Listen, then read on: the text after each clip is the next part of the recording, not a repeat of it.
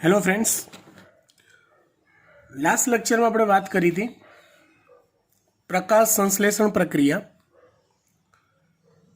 આ પ્રક્રિયા મૂળભૂત બે તબક્કામાં થાય।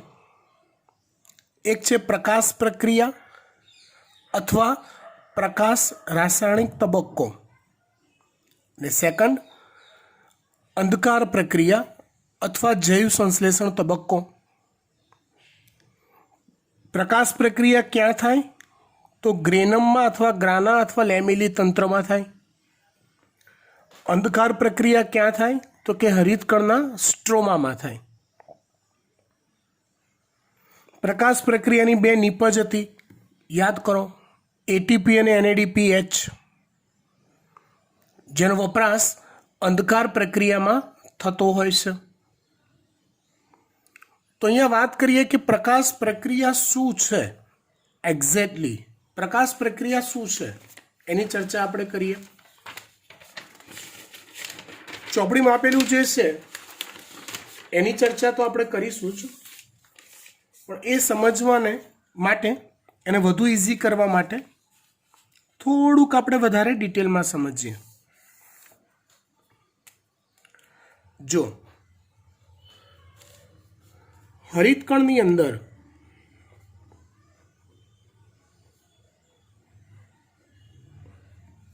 हरितकणना ग्रेनम में रंजक द्रव्य तंत्रो आवेला होय छे, जेमां टोटल चार अलग अलग अलग अलग प्रकारना रंजक द्रव्यो होय। लास्ट लेक्चर में आपणे बात करी थी कया चार होय तो के क्लोरोफिल ए होय, क्लोरोफिल बी होय, केरोटीनॉइड होय, ज़ेंथोफिल होय। आवा चार अलग अलग प्रकारना रंजक द्रव्यो भेगा मळीने रंजक द्रव्य तंत्र रचे छे। रंजक द्रव्य तंत्रों ने LHC पण कहेवाय छे। एना द्वारा जे रचातुं तंत्र होय, रंजक द्रव्यो द्वारा रचातुं जे तंत्र होय एने LHC पण कहेवाय छे। एटले लाइट हार्वेस्टिंग सिस्टम।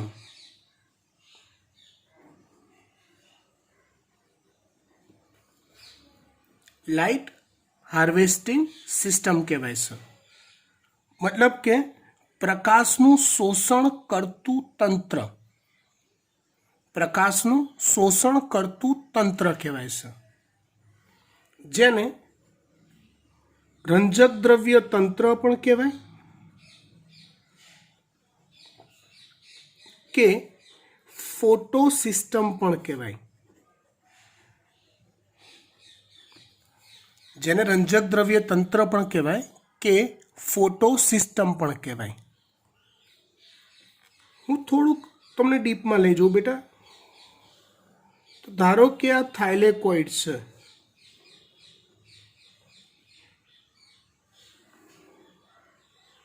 ने एनी आ थप्पी छे जेने आपणे ग्रेनम कहीए।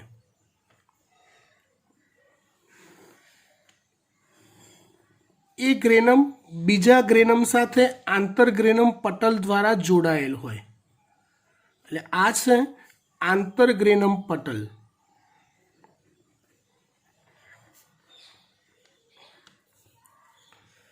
तो आ जे रंजक द्रव्य तंत्र होय LHC होय, ए LHC ए आ ग्रेनमना पटल पर એટલે કે થાઇલેકોઇડના પટલ પર આવેલા હોય કે આંતરગ્રેનમ પટલ પર પણ આવેલા હોઈ શકે છે। રંજક દ્રવ્ય તંત્ર એક થાઇલેકોઇડ પટલ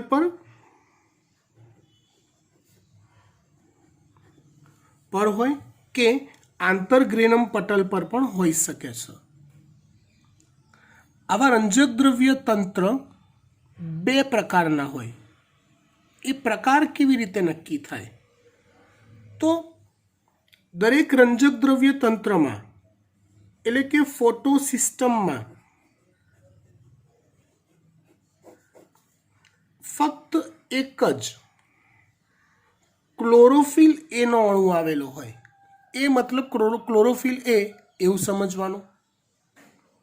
રંજક દ્રવ્ય તંત્રમાં 200 થી 400 અણુઓ હોય, જેમાં ફક્ત એક જ ક્લોરોફિલ એ હોય. બાકી બધા બીજા રંજક દ્રવ્યો હોય. આવા ટોટલ 200 થી 400 જેટલા અણુઓ ભેગા મળે એટલે રંજક દ્રવ્ય તંત્ર બને.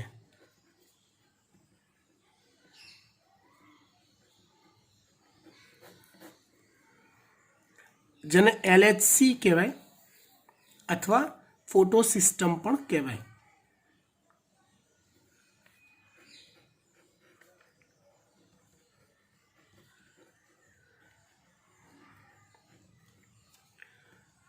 આ સમગ્ર રંજક દ્રવ્ય તંત્રમાં ક્લોરોફિલ એ જે છે એ મુખ્ય પ્રક્રિયા કેન્દ્ર તરીકે વર્તે છે. શેના તરીકે વર્તે? મુખ્ય પ્રક્રિયા કેન્દ્ર તરીકે. જે શું કરે? તો કે જ્યારે એના પર સૂર્યપ્રકાશ આપાત થાય તો એ સૂર્યપ્રકાશનું શોષણ કરી ક્લોરોફિલ એ મુખ્ય પ્રક્રિયા કેન્દ્ર એ પ્રકાશનું શોષણ કરી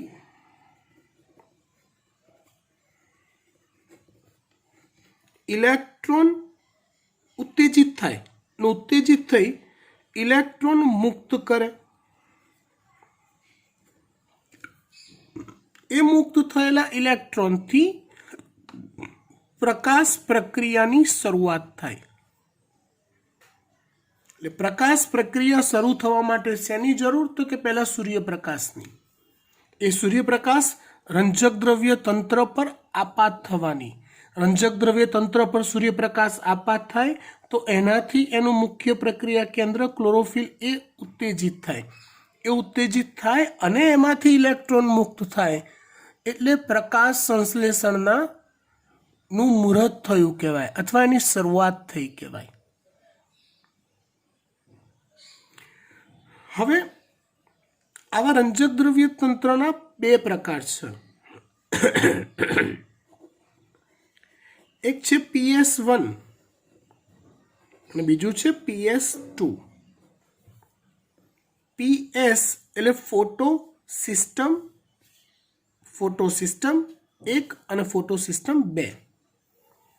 બંનેની રચનાકીય સ્વરૂપો એક સરખા જ જેવા હોય કે જે દરેકમાં 200 થી 400 અણુઓ હોય, રંજક દ્રવ્યના અણુઓ હોય. ફક્ત એક જ ક્લોરોફિલ એનો અણુ હોય. બંનેમાં સરખું જ હોય. જે મુખ્ય કેન્દ્ર તરીકે વર્તતો હોય ક્લોરોફિલ એ. ફરક ક્યાં? તો PS1 જે છે એ 700 નેનોમીટર તરંગ લંબાઈ વાળા સૂર્યપ્રકાશનું શોષણ કરે છે મોટે ભાગે. જ્યારે PS2 જે છે એ 680 નેનોમીટર તરંગ લંબાઈ વાળા પ્રકાશનું શોષણ કરે છે. PS1 કોનું શોષણ કરે? તો કે 700 નેનોમીટર તરંગ લંબાઈ વાળા પ્રકાશનું. PS2 કોનું શોષણ કરે? 680 નેનોમીટર તરંગ લંબાઈ વાળા પ્રકાશનું શોષણ કરે. ફરક આટલો જ. હા, શોષણ કોણ કરે? તો કે ક્લોરોફિલ એ જ કરે. ઉત્તેજિત કોણ થાય? તો કે ક્લોરોફિલ એ જ થાય. ઇલેક્ટ્રોન કોણ મુક્ત કરે? તો કે ક્લોરોફિલ એ જ કરે. ફરક ખાલી પ્રકાશની તરંગ લંબાઈનો છે. આથી PS1 ને P700 પણ કહેવાય છે અને PS2 ને P680 પણ કહેવાય છે. આથી PS1 ને P700 પણ કહેવાય, PS2 ને P680 પણ કહેવાય છે. હવે આ જે થાઇલેકોઇડ પટલ છે ને બેટા, એ પટલ પર P700 અને P680 એ બંને હોય, જ્યારે આંતરગ્રેનમ પટલ પર ખાલી P700 જ હોય, P680 હોતા નથી. આ યાદ રહે. થાઇલેકોઇડ પટલ જે છે એમાં P700 અને P680 PS1 PS2 બંને પ્રકારના તંત્રો હોય, જ્યારે આંતરગ્રેનમ પટલ પર ફક્ત ને ફક્ત P700 જ હાજર હોય છે.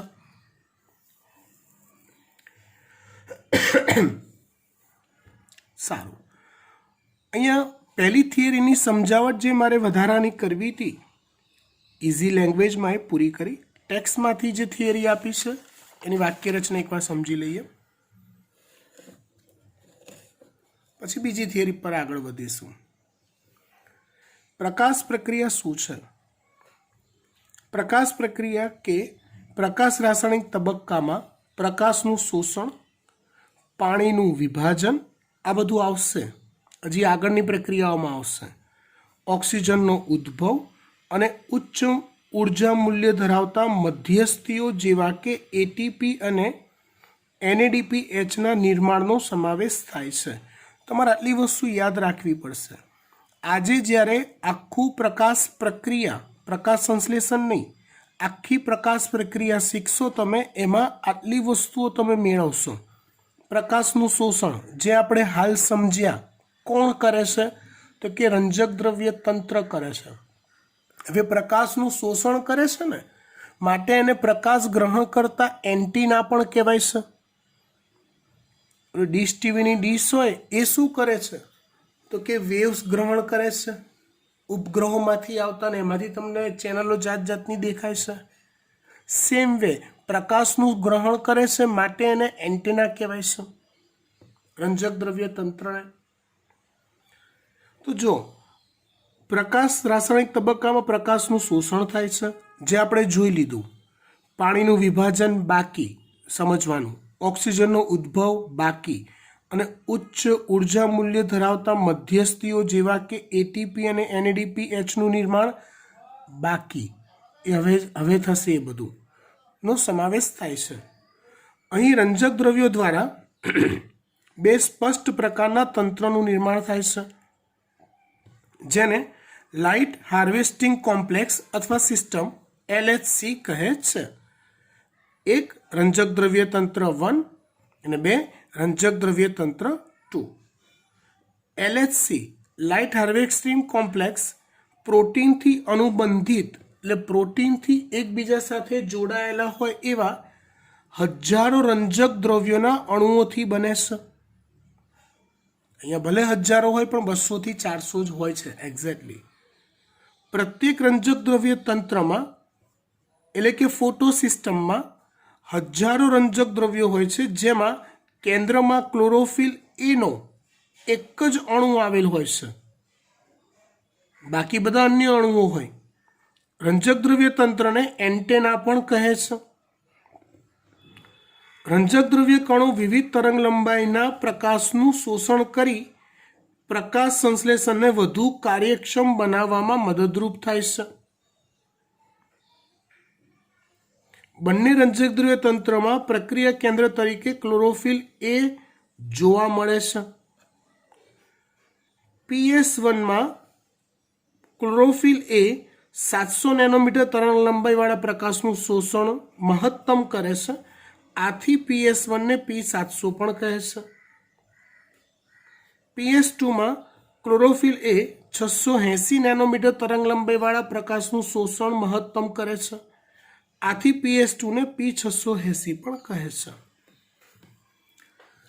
આથી PS2 ને P680 પણ કહે છે. પેલો ટોપિક પૂરો થયો. ત્યાર પછી ઇલેક્ટ્રોન પરિવહન જોવાનું છે આપણે. પણ હકીકતમાં આપણે ટેક્સ્ટબુકની 4 થિયરી હું એક સાથે સમજાવીશ. ઇલેક્ટ્રોન પરિવહન, ત્યાર પછી આવશે ઝેડ સ્કીમ, ત્યાર પછી આવશે અચક્રીય ફોટોફોસ્ફોરાઇલેશન, ત્યાર પછી આવશે ચક્રીય ફોટોફોસ્ફોરાઇલેશન. ચારે ચાર એક જ સંદર્ભમાં હું લોજિકલી ભેગું કરીને સમજાવીશ. ટેક્સ્ટબુકમાં આપેલું બધું જ ખબર પડશે એની મારી ગેરંટી. પણ હા, તમારું ધ્યાન પૂરેપૂરું હોવું અનિવાર્ય છે. સહેજ પણ ધ્યાન મિસ થયું તો લોચા પડશે. એકાગ્રતા માગેલી એવી આ થિયરીઝ છે. અને મહેરબાની કરીને આજે ને આજે જ આ થિયરી લખી હોમવર્કમાં સબમિશન કરી દેજો. આજે ને આજે જ, એક દિવસની પણ રાહ ના જોશો. ઓકે, ચલો.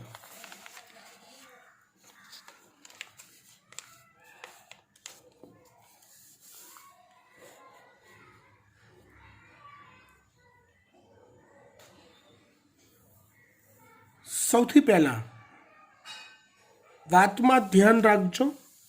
થોડીક અઘરી વાત છે, ધ્યાન ના આપો તો, બાકી સાવ પપલું વાત છે. વાત હું સમજાવું છું તમને.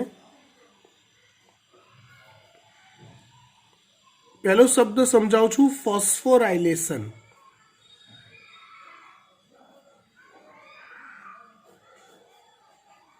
ફોસ્ફોરાઇલેશન એટલે એડીપીમાંથી એટીપી બનવાની પ્રક્રિયા.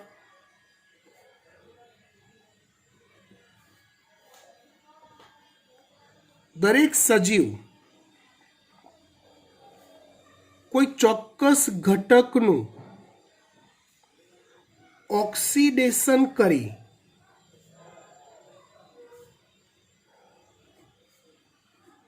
ઉર્જા મેળવે છે. અને એ ઉર્જાનું રાસાયણિક સ્વરૂપમાં સંગ્રહ પણ કરી જાણે છે. આ ગુણધર્મ દરેક સજીવ પાસે છે. દાખલા તરીકે ગ્લુકોઝનું ઓક્સિડેશન થાય,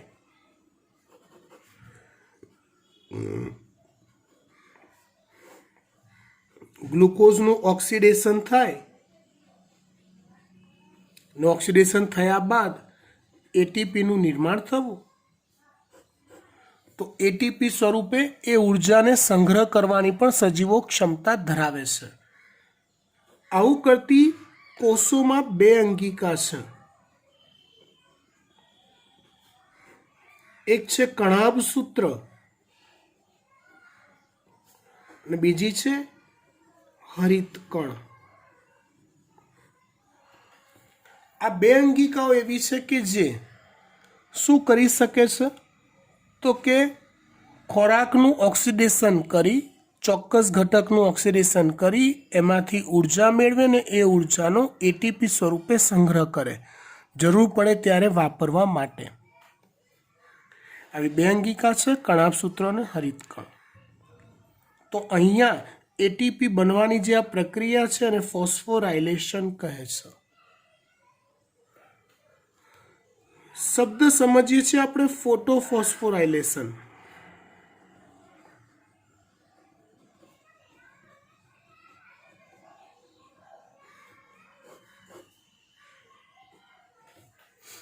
શબ્દ સમજીએ છીએ શું આપણે? ફોટોફોસ્ફોરાઇલેશન. કયું રાઇલેશન? ફોટોફોસ્ફોરાઇલેશન. એટલે એટીપી બનવાની જ પ્રક્રિયા, પણ પ્રકાશ ઉર્જાનું શોષણ કર્યા બાદ, શોષણ થવાથી, પ્રકાશ ઉર્જાનું શોષણ થવાથી મુક્ત થયેલા ઇલેક્ટ્રોન ની અસરથી એડીપીનું એટીપીમાં રૂપાંતરણ થવું તેને ફોટોફોસ્ફોરાયલેશન કહેવાય છે. તેને ફોટોફોસ્ફોરાયલેશન કહેવાય છે. હવે ફોટોફોસ્ફોરાયલેશનના બે પ્રકાર છે. ફોટોફોસ્ફોરાયલેશનના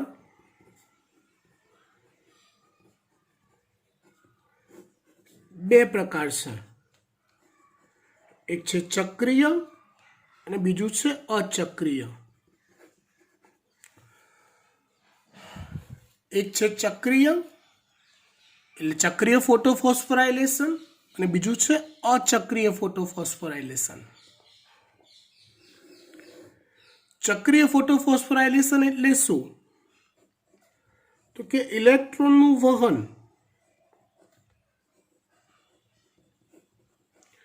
ચક્રીય રીતે થાય. મતલબ ઇલેક્ટ્રોન જ્યાંથી મુક્ત થયો હોય ફરી પાછો ત્યાંને ત્યાં જ વહન પામીને આવી જાય અને એટીપીનું નિર્માણ થાય, તો એને કહેવાય છે ચક્રીય ફોટોફોસ્ફોરાયલેશન. અચક્રીયમાં ઇલેક્ટ્રોનનું વહન અચક્રીય રીતે થાય. એટલે ઇલેક્ટ્રોન મુક્ત થાય અને જ્યાંથી મુક્ત થયો ત્યાં પાછો ના આવે, કોઈક બીજી જગ્યાએ જતો રહે અને એટીપીનું નિર્માણ થાય. તેને કહેવાય છે અચક્રીય ફોટોફોસ્ફોરાયલેશન.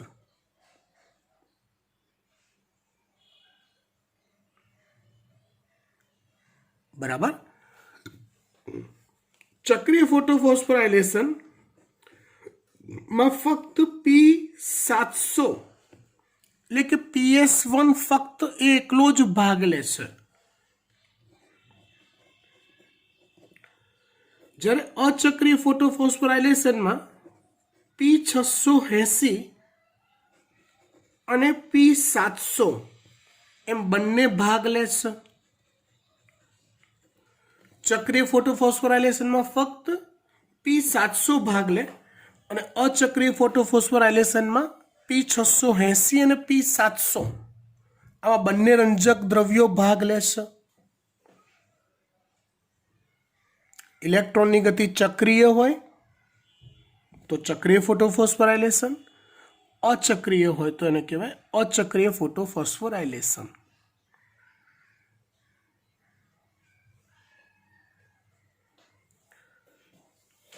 હવે ડિટેલમાં વાત કરીએ. પહેલા ચક્રીય ફોટોફોસ્ફોરાયલેશન તમને સમજાવી દઈએ.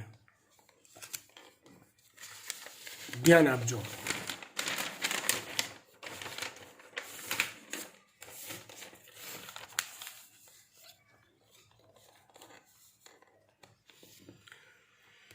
ધારો કે રંજક દ્રવ્ય તંત્ર P700 છે.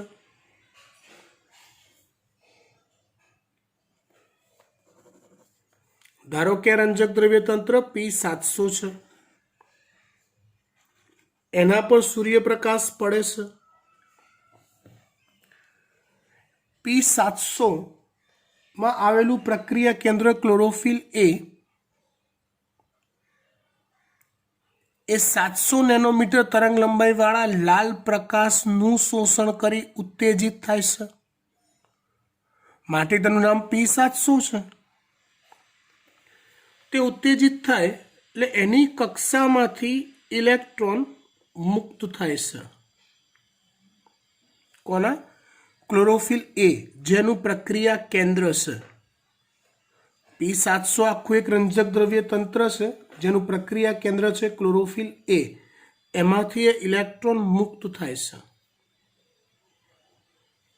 એ મુક્ત થયેલો ઇલેક્ટ્રોન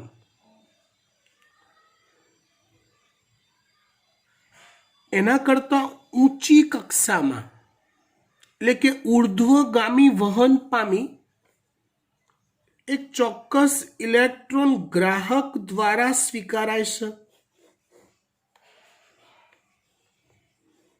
જો રેડોક્સ પ્રક્રિયાઓ કદાચ કેમિસ્ટ્રીમાં આવી ગઈ હશે કાં તો નહીં આવી હોય, પણ એક સિમ્પલ વાત તમને કહું, ઇલેક્ટ્રોનનું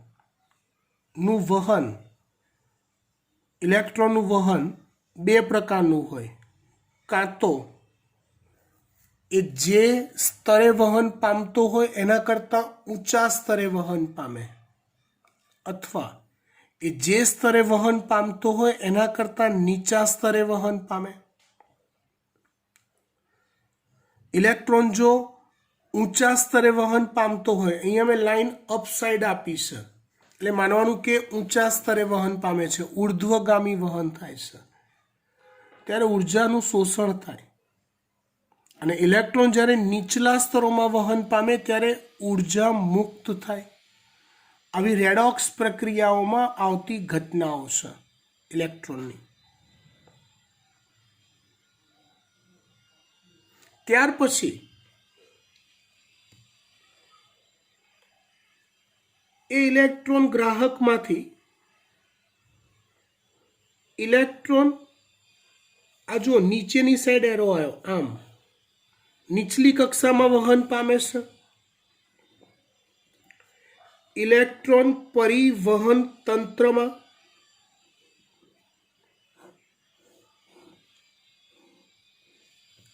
ઇલેક્ટ્રોન પરિવહન તંત્ર એટલે શું? ઇલેક્ટ્રોન પરિવહન તંત્ર એટલે શું? તો કે સાયટોક્રોમ તંત્ર જે વિજાણુ વાહકોથી ભરેલું હોય.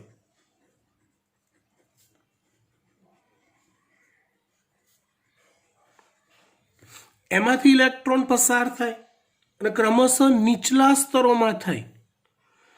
નીચલા સ્તરોમાં ઇલેક્ટ્રોન પસાર થતા ઉર્જાનું ઉત્સર્જન થાય અને એ ઉર્જાની મદદથી એડીપી એ અકાર્બનિક ફોસ્ફેટ પીઆઈ, આઈ એટલે ઇનઓર્ગેનિક, તો અકાર્બનિક ફોસ્ફેટ સાથે જોડાઈને એટીપીમાં ફેરવાય અને એ ઇલેક્ટ્રોન ફરી પાછો P700માં દાખલ થાય. આને કહેવાય ચક્રીય ફોટોફોસ્ફોરાયલેશન. જો સૂર્યપ્રકાશ આવ્યો P700 પર, ફોટોન, એનાથી P700નું મુખ્ય કેન્દ્ર ક્લોરોફિલે ઉત્તેજિત થયું. એ ઉત્તેજિત થયું એટલે એમાંથી ઇલેક્ટ્રોન મુક્ત થયો જે ઉર્ધ્વગામી વહન પામ્યો, ચોક્કસ ઇલેક્ટ્રોન ગ્રાહકમાં ગયો. ચોક્કસ ઇલેક્ટ્રોન ગ્રાહક એ ઇલેક્ટ્રોનને વિજાણુ પરિવહન તંત્ર તરફ ધકેલે છે. નીચલા સ્તરમાં વહન થયું. ઇલેક્ટ્રોન પરિવહન તંત્રમાં નીચલા સ્તરો છે એટલે ઉર્જાનું ઉત્સર્જન થશે, એટીપી નિર્માણ થશે અને એમાંથી ઇલેક્ટ્રોન ફરી પાછો P700માં આવશે. એટલે ઇલેક્ટ્રોનની ગતિ કેવી થઈ? ઘરની બહાર તો નીકળ્યા પણ ફરી આંટા મારી ફરી પાછા પોતાના ઘરમાં જ ઘૂસી ગયા. તો ઇલેક્ટ્રોનની ગતિ કેવી થઈ? ચક્રીય થઈ. ઇલેક્ટ્રોનની ગતિ કેવી થઈ? ચક્રીય થઈ. અને એટીપી પણ બન્યા એટલે ફોસ્ફોરાયલેશન પણ થયું. સૂર્યપ્રકાશની હાજરીમાં, ફોટોનની હાજરીમાં રંજક દ્રવ્ય તંત્રનું ક્લોરોફિલે ઉત્તેજિત થયું અને આ પ્રોસેસ ચાલુ થઈ. માટે આ પ્રક્રિયાને કહેવાય છે ચક્રીય ફોટો ફોસ્ફોરાયલેશન.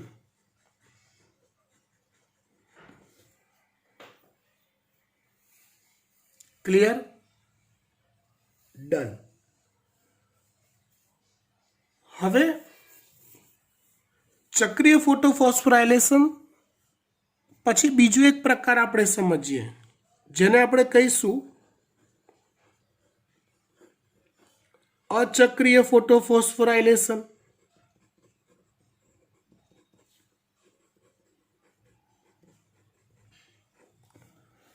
કયું? અચક્રીય ફોટોફોસ્ફોરાયલેશન,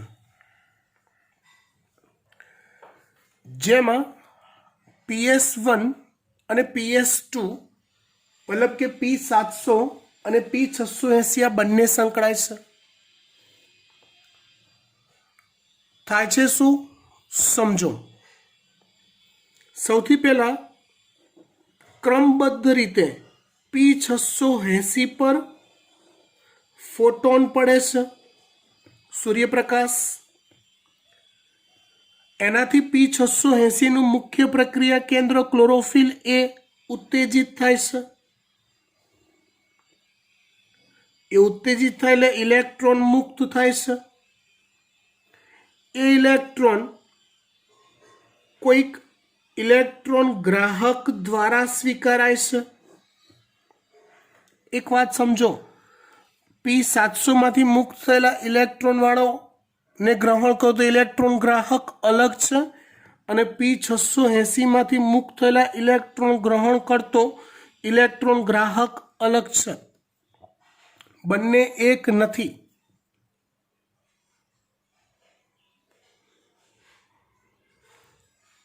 હવે P680 માંથી મુક્ત થયેલા ઇલેક્ટ્રોન ગ્રાહક તરફ જાય છે. ઉર્ધ્વગામી વહન, ઉપરની તરફ એરો છે. ત્યારબાદ એમાંથી નીકળી એ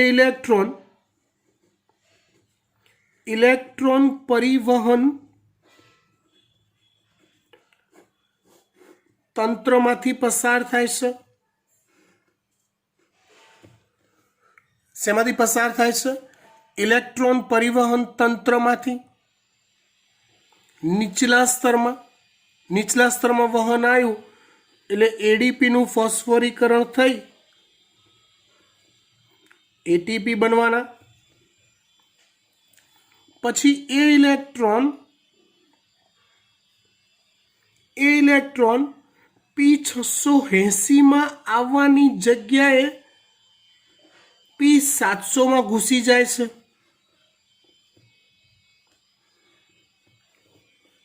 પણ એ પહેલા P700 પર પ્રકાશ પડવાથી એનું પ્રક્રિયા કેન્દ્ર ક્લોરોફિલે ઉત્તેજિત થઈ ઇલેક્ટ્રોન મુક્ત કરે છે. એટલે આ ઇલેક્ટ્રોન અહીંયા દાખલ થાય એ પહેલા આ ઉત્તેજિત થઈને ઇલેક્ટ્રોન મુક્ત કરી દેશે. એ ઇલેક્ટ્રોન બીજા ઇલેક્ટ્રોન ગ્રાહક દ્વારા સ્વીકારાય છે. એટલે આ વાત કોમન થઈ આટલી. અહીંયા આપણે ચક્રીયમાં શું શીખવાડ્યું? એ ઇલેક્ટ્રોન પરિવહન તંત્રમાં જાય છે, પણ અચક્રીયમાં એ ઇલેક્ટ્રોન ગ્રાહક માંથી ઇલેક્ટ્રોન નું વહન NADP+ નિકોટિનેમાઇડ એડેનાઇન ડાયન્યુક્લિયોટાઇડ ફોસ્ફેટ જૈવિક અણુઓમાં સહ ઉત્સેચકોમાં આ નામ આવતું હતું. NADP+ સુધી એ પહોંચે છે. રીઝન એ ટાઈમે NADP રિડક્ટેઝ ઉત્સેચક હાજર હોય છે અને એ ઇલેક્ટ્રોન NADP+ સુધી પહોંચે એટલે NADP+ ઇલેક્ટ્રોન મેળવે, પ્રોટોન મેળવે અને NADPH રિડક્શન થવું +H+ માં ફેરવાય છે. ટૂંકમાં હું એકદમ સીધો સાદો આર્ગ્યુમેન્ટ તમારી આગળ મૂકું. હું તમને એવું પૂછું કે P700 માંથી મુક્ત થયેલા ઇલેક્ટ્રોન ક્યારે ચક્રીય ગતિ કરશે અને ક્યારે અચક્રીય ગતિ કરશે? અહીંયા P700 માંથી મુક્ત થયેલા ઇલેક્ટ્રોન કોણ ખાઈ ગયું? તો તમે કહેશો સાહેબ NADP+ ખાઈ ગયા. કોણ ખાઈ ગયું? તમે કહેશો સાહેબ NADP પ્લસ ખાઈ ગયા. ક્યારે ખાઈ ગયા? કે જો ઇલેક્ટ્રોન ગ્રાહક સુધી પહોંચેલો ઇલેક્ટ્રોન પહોંચ્યો છે એ સમયે જો NADP રિડક્ટેઝ ઉત્સેચક હાજર હશે, જો એ સમયે NADP રિડક્ટેઝ ઉત્સેચક હાજર હશે તો એ ઇલેક્ટ્રોન પરિવહન તંત્રમાં જવાની જગ્યાએ NADP પ્લસ સુધી પહોંચે છે એનું રિડક્શન કરવા માટે. શોર્ટ એન્ડ સ્વીટ, જો પ્રકાશ પ્રક્રિયામાં NADP રિડક્ટેઝ ઉત્સેચક હાજર છે તો ઇલેક્ટ્રોનની ગતિ અચક્રીય થશે, અને જો NADP રિડક્ટેઝ ઉત્સેચક ગેરહાજર છે, એબ્સન્ટ છે, તો ઇલેક્ટ્રોનની ગતિ ચક્રીય થશે. ઇલેક્ટ્રોનની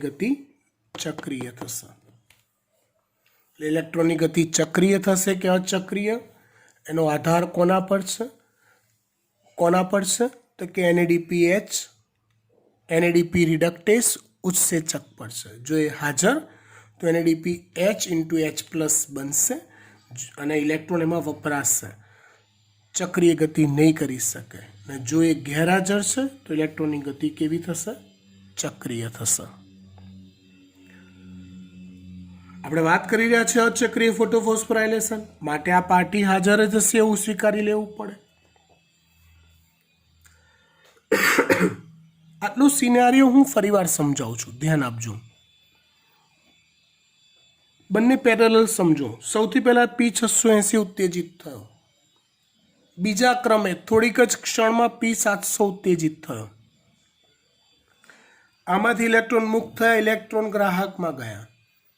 થોડીક ક્ષણમાં આમાંથી ઇલેક્ટ્રોન મુક્ત થયા, થોડીક ક્ષણ પછી, અને બીજા કોઈક ઇલેક્ટ્રોન ગ્રાહકમાં ગયા. ઇલેક્ટ્રોન ગ્રાહકમાં ગયેલા ઇલેક્ટ્રોન હવે અધોગતિ પામશે, ઇલેક્ટ્રોન પરિવહન તંત્રમાંથી પસાર થશે, ATP બનાવશે. NADP રિડક્ટેઝ ઉત્સેચક હાજર છે એટલે આ ઇલેક્ટ્રોન ગ્રાહકમાં ગયેલા ઇલેક્ટ્રોન હવે NADP પ્લસ સુધી પહોંચી એનું રિડક્શન કરી NADP H+H+ બનાવશે, અને ઇલેક્ટ્રોન પરિવહન તંત્રમાંના ઇલેક્ટ્રોન હવે P700માં જશે. ટૂંકમાં P680 માંથી મુક્ત થયેલા ઇલેક્ટ્રોન કોની પાસે ગયા? P700માં. P700 ફોટોનથી ઉત્તેજિત થયા હતા, એમાંથી ઇલેક્ટ્રોન મુક્ત થયા, એ કોની પાસે ગયા? NADP H+H+ પાસે ગયા. પણ તમે સમજો, P700 ની ઇલેક્ટ્રોન માંગ પૂરી થઈ ગઈ, એ સંતૃપ્ત થઈ ગયા. કોના દ્વારા? P680 દ્વારા. એના ઇલેક્ટ્રોન અહીંયા ગયા એટલે P700 ના ઇલેક્ટ્રોન કોણ ખાઈ ગયું? NADP H+H+. તો હવે ઇલેક્ટ્રોન માટે ભૂખ્યું કોણ રહ્યું? તો કે સાહેબ P680. હિસાબ ચૂકતે તો કરવો પડે. એણે ઇલેક્ટ્રોન ગુમાયા છે તો પાછા ક્યાંકથી તો આપવા પડશે. તો P680 જે છે ને, આ પાર્ટી પોતે તીવ્ર ઓક્સિડેશન પ્રેરક તરીકે વર્તે છે. શેના તરીકે વર્તે છે? તીવ્ર ઓક્સિડેશન પ્રેરક તરીકે વર્તે છે. મતલબ એ જ્યારે ઉત્તેજિત થાય ત્યારે તેની આસપાસ રહેલા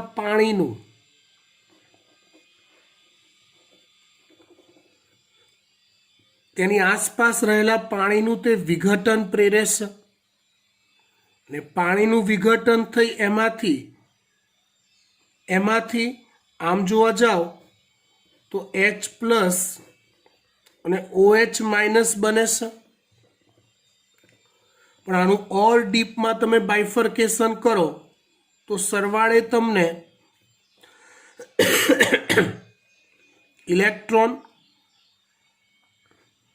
H+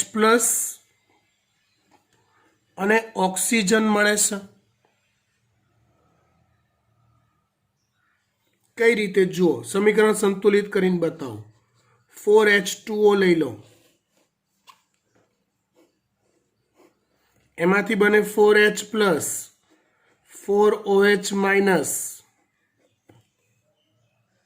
H પ્લસ થયા, 4OH માઇનસ માંથી 2H2O,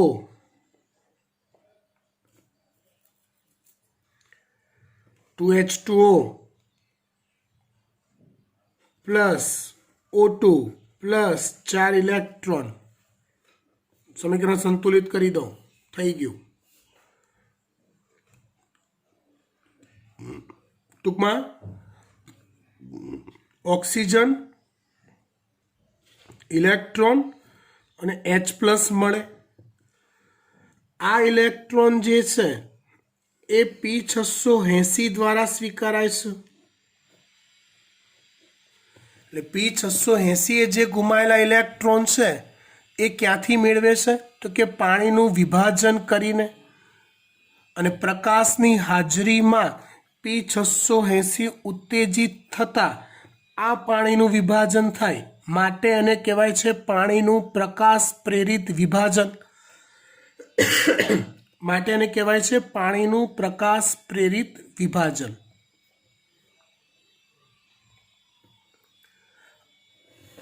આખી વાત હું હજી ફરી એકવાર સમજાવું, થોડીક વાક્ય રચનાઓ બદલીને. ધ્યાન આપજો. જો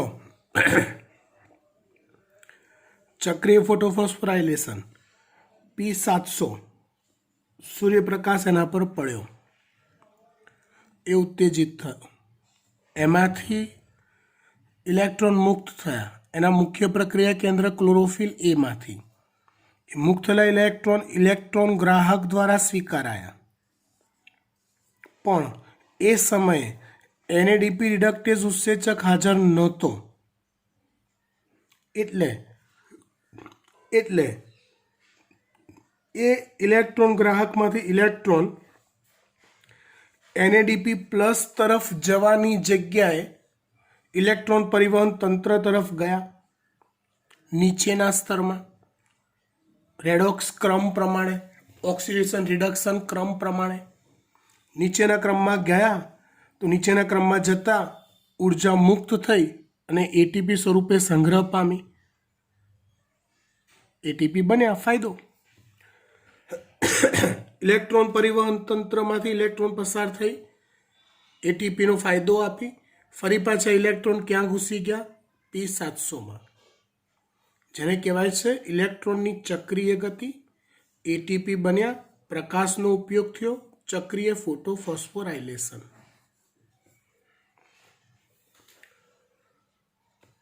હવે હું આગળ એક આકૃતિ દોરીને એમાં તમને લઈ જાઉં. સમજો, મેં એવું કીધું હતું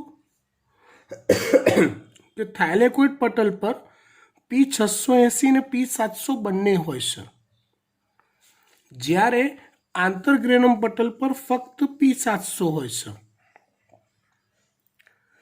જ્યારે લાલ પ્રકાશ 700 નેનોમીટર તરંગ લંબાઈવાળા લાલ પ્રકાશ હોય અને એ પણ ફક્ત જ્યારે આંતરગ્રેનમ પટલ પર પડતો હોય, કે જ્યાં ફક્ત P700 છે, P680 નથી. પ્લસ બીજું, આંતરગ્રેનમ પટલ પર NADP રિડક્ટેઝ ગેરહાજર હોય છે. NADP રિડક્ટેઝ ફક્ત થાઇલેકોઇડ પટલ પર જ હાજર હોય છે. એટલે જ્યારે P700 કે જે આંતરગ્રેનમ પટલ પર રહેલો છે એના પર જ્યારે પ્રકાશ પડે અને જે ફોસ્ફોરાયલેશન થાય, ઇલેક્ટ્રોનની ગતિ થાય, એ ચક્રીય પ્રકારની જ થાય. કેમ કે અહીંયા એ NADP રિડક્ટેઝ ઉત્સેચક હાજર હોતો નથી. સમજણ પડી ગઈ? અને જો અહીંયા પ્રકાશ પડતો હશે તો ત્યાં અચક્રીય ફોટોફોસ્ફોરાયલેશન થશે, અને અહીંયા પ્રકાશ પડતો હશે ત્યારે ફક્ત ચક્રીય ફોટોફોસ્ફોરાયલેશન થતો હશે. એટલે ચક્રીય ફોટોફોસ્ફોરાયલેશન જે છે એની પેદાશ તરીકે ફક્ત અને ફક્ત આપણને એટીપી મળે છે, NADPH મળતા નથી. આગળ એવું કીધું હતું અહીંયા જો પ્રકાશ પ્રક્રિયામાં પ્રકાશનું શોષણ થાય, પાણીનું વિભાજન થાય. પાણીનું વિભાજન જોયું આપણે, ઓક્સિજનનો ઉદ્ભવ બી થયો અને ઉચ્ચ ઉર્જા મૂલ્ય ધરાવતા મધ્યસ્થીઓ જેવા કે એટીપી અને NADPHના નિર્માણ થાય. તો એટીપી અહીંયા મળે છે પણ NADPH મળતા નથી. અચક્રીય ફોટોફોસ્ફોરાયલેશન, જ્યારે પ્રકાશ અહીંયા પડે, અહીંયા, ત્યારે સૌથી પહેલાં P680 ઉત્તેજિત થાય. થોડી જ ક્ષણ પછી બીજા ક્રમે P700 ઉત્તેજિત થાય. P680માંથી ઇલેક્ટ્રોન મુક્ત થયા, ઇલેક્ટ્રોન ગ્રાહક દ્વારા સ્વીકારાયા. P700માંથી ઇલેક્ટ્રોન મુક્ત થયા, બીજા ઇલેક્ટ્રોન ગ્રાહક દ્વારા સ્વીકારાયા. ડન. ત્યાં સુધીમાં P680માંથી મુક્ત થયેલા ઇલેક્ટ્રોન ગ્રાહકમાં ઉર્ધ્વગામી ગયા હતા, હવે અધોગામી આવ્યા રેડોક્સ મુજબ, અને માટે ઇલેક્ટ્રોન પરિવહન તંત્રમાંથી પસાર થાય ત્યારે એટીપી બને, ફોસ્ફોરાયલેશન થયું. ફાઇન. ત્યાંથી ઇલેક્ટ્રોન P700માં ઘૂસશે. P700 વાળા ઇલેક્ટ્રોન હવે NADP રિડક્ટેઝ હાજર છે, કેમ કે આ પ્રક્રિયા અહીંયા થાય છે, એ હાજર છે, માટે ઇલેક્ટ્રોન NADP પ્લસ ને રિડ્યુસ કરશે, એનું રિડક્શન કરશે ને એમાંથી NADPH ઇન્ટુ H પ્લસ બનાવશે. P680ના ઇલેક્ટ્રોન P700 દ્વારા સ્વીકારાયા. P700માંથી મુક્ત થયેલા ઇલેક્ટ્રોન NADP પ્લસ દ્વારા સ્વીકારાયા, અને ઇન બિટવીન પાણીનું વિઘટન થતાં મુક્ત થયેલા ઇલેક્ટ્રોન P680 દ્વારા સ્વીકારાયા. ઇલેક્ટ્રોનની ગતિ થઈ અચક્રીય, માટે એને કહેવાય અચક્રીય ફોટોફોસ્ફોરાયલેશન. એટીપી પણ બન્યા. અહીંયા નિપજ તરીકે તમને O2 પણ મળ્યો, NADPH પણ મળ્યો, એટીપી પણ મળ્યા, પાણીનું પ્રકાશ પ્રેરિત વિઘટન પણ થયું. તો બધું જ થઈ ગયું. જે પ્રકાશ પ્રક્રિયામાં મળતું હતું એ બધું જ અચક્રીય ફોટોફોસ્ફોરાયલેશનમાં મળી ગયું.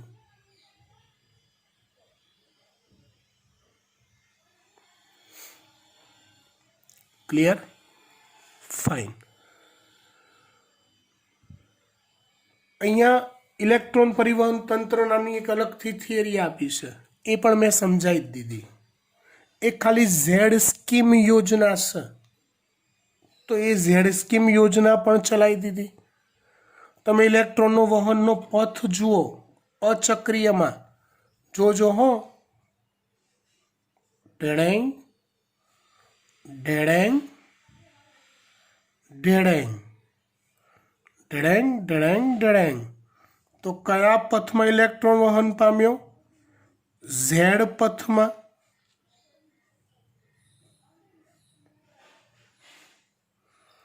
માટે એને શું કહેવાય છે? ઝેડ સ્કીમ યોજના કહેવાય છે.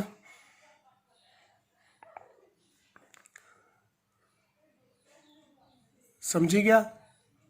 ડન. ફાઇન. હવે ચોપડીમાં પેલી થિયરી તમારે મટીરિયલ નોટ્સ મેં આપી છે, એમાંથી વાંચવાનું છે. ન ખબર પડે તો મને પૂછવાનું છે, પણ લગભગ બધી જ ખબર પડી જશે. બરાબર? આ સ્ટ્રક્ચર તમારે નજીકમાં જોડે રાખી અને બેસવું પડશે થિયરી તૈયાર કરવા માટે. પણ આઈ હોપ કે આજે મેક્સિમમ 24 અવરમાં હોમવર્ક તૈયાર કરીને સબમિશન કરી દેજો, લખીને મોઢે કરી દેજો. Okay, by.